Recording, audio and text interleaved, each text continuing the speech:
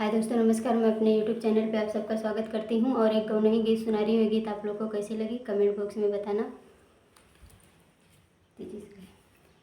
मोरे पीछू अरवा में हदिया न हो जे कर झीनी झीनी पत। मोरे पीछू अरवा में हदिया नु हो जे कर झीनी झीनी पत। रगड़ी रगड़ी मेहदी पीसी लहो रखली रेड़वा के पत। रगड़ी रगड़ी मेहदी पीसली नु हो रखली रेड़वा के पत।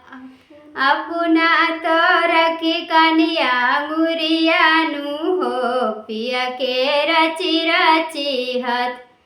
अपना तो रखी कनिया गुरिया नु हो पिया के रची रची हथ। मेहदी तोड़न गईली बगिया नु हो चुनरी भैली चटकर। मेहदी तोड़न गईली बगिया नु हो चुनरी भैली चटकर। किया चुनरी रंग रंग रे जवानु हो किया रंगला बजज।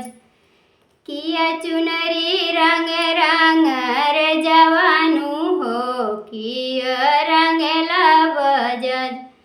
नाही चुनरी रंग रंग रे जवानु हो नाही रंगला बजज। नाही चुनरी रंग रंग रे जवानु हो नाही रंगला बजज।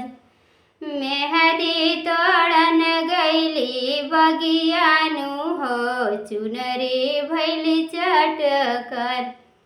मेहदी तोड़न गईली बगिया नु हो चुनरी भैली चटकर।